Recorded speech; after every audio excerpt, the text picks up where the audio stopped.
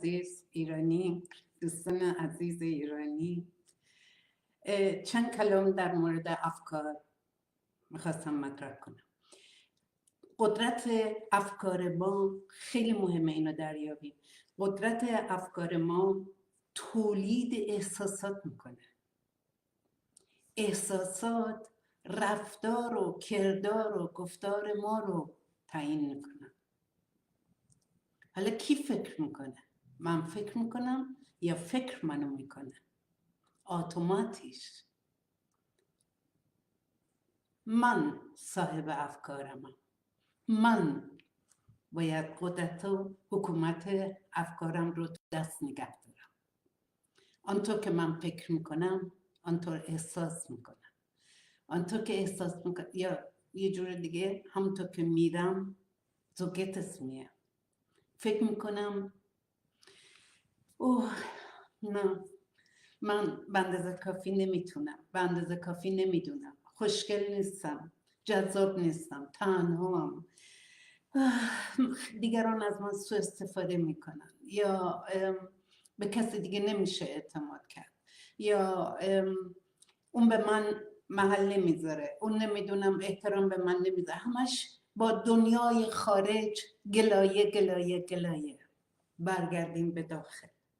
اول نگاه کنیم ببینیم فکر چجوری عمل میکنه. یه کاغذ بگی دسته، تاش کن، یه کاغذ تاش کن، وسط یه سوراخ توش درست کن. حالا از توی این سوراخ نگاه کن. میتونی همونطور به خود بچرخی. چه احساسی داری؟ چی فکر میکنی؟ Nimm das wahr. Also ثبت کن، احساسات رو برداشت کن. چجوریه؟ حالا اینو بذار کنار. Wie fühlt sich das an? چه احساسی الان؟ چی میبینی الان؟ به قول معروف از 4 زاویه مختلف احساس میکنی که میبینی، حتی پشت سرت. این ضمیر ناخودآگاهه. لوملی حت دید بازی داره. تجارب زندگی تو تا الان همش پیش اونه.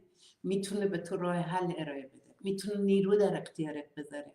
لوملی میگه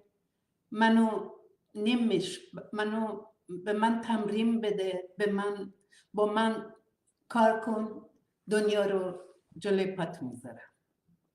به بیرون کاری نداره، از درونه، از من است که بر من است، نه اونگه کرد. دیگران هیچ کاری با من نمیتونن بکنن. من اجازه میدم با احساس من، با افکار من، با من بازی کنن. مرد زن، خیلی ها توی صحبتاشون همش مرد و زن میکنن. نه، مردم همونقدر دچار افکار ناهنجار هستن، دچار درماندگی فکرشون هستن که زنها هستن. هر دو تواناییشونو دارن، هر دو ضعفاشونو دارن.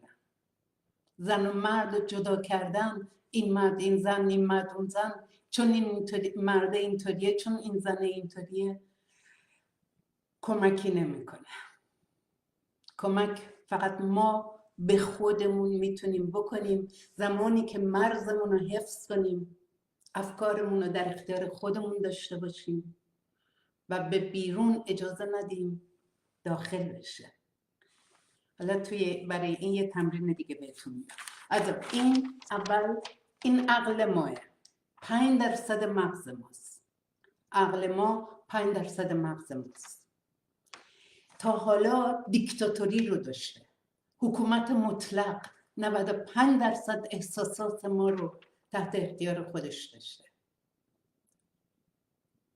حالا که علم داره در این جهت حرکت میکنه جایگاه احساسات رو دوباره بهش بده، اوناست که قویه، اوناست که آینده ما رو تعیین میکنه. اونان که رفتار و کردار و گفتار، یعنی احساسات.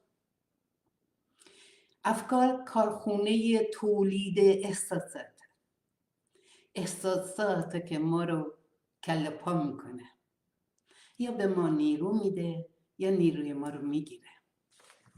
اشکن نیست، همین قدم نیرو دارم، نمیتونم.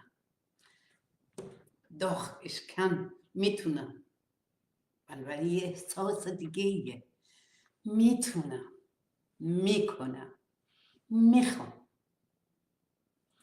اوکی، also افکار خودمون رو به دست بگیریم، به دیگران کاری نداشته باشیم. بای بای.